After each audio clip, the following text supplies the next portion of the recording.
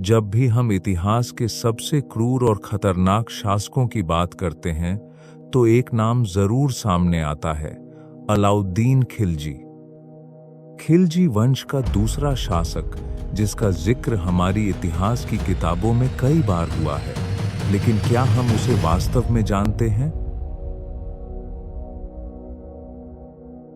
इतिहास बताता है कि खिलजी कला और साहित्य का संरक्षक था।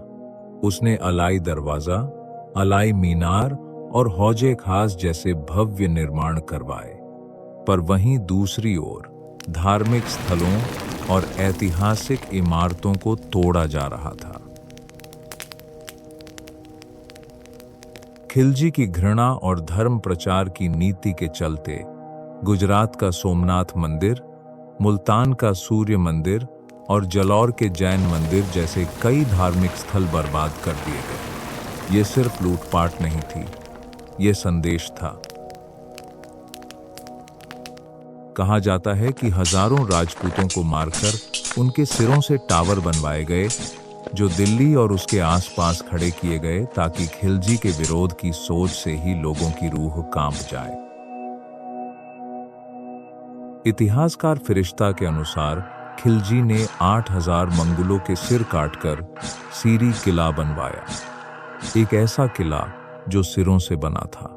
इसने पूरे राज्य में उसका आतंक और भी गहरा कर दिया।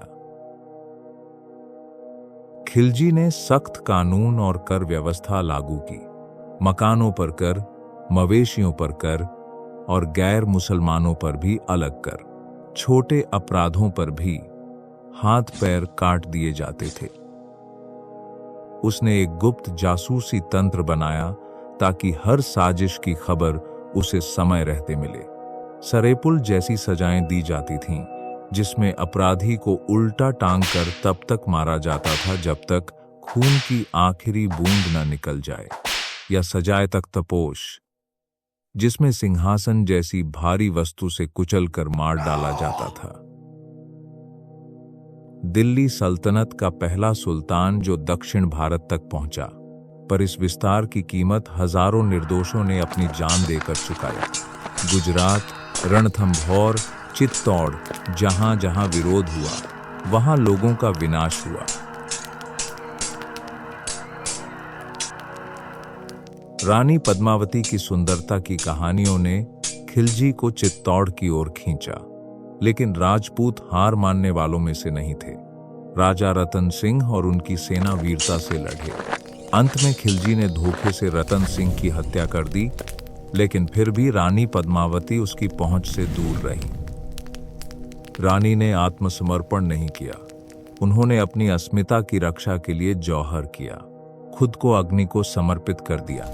उनके साथ चित्तौड़ की 1600 महिलाओं ने भी अपने प्राणों की आहुति दी। आज भी यह बलिदान चित्तौड़ की आत्मा में जीवित है।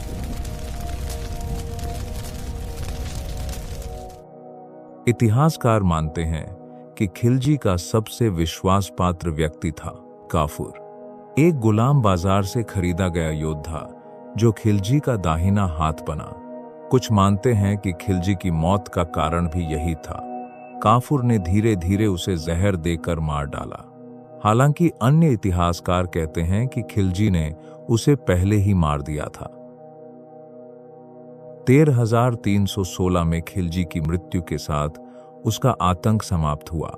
वह खुद को सिकंदर-ए-सानी कहता था, दूसरा अलेक्जेंडर। पर इतिहास ने उसे क्या बनाया, एक महान शासक या भारत का सबसे खतरनाक खलनायक? आप सबका क्या विचार है, हमें कमेंट में जरूर बताएं। अगर यह कहानी पसंद आई हो तो लाइक करें, शेयर करें और अज्ञात को सब्सक्राइब करें। हम फिर मिलेंगे एक नई रहस्यमयी कहानी के साथ।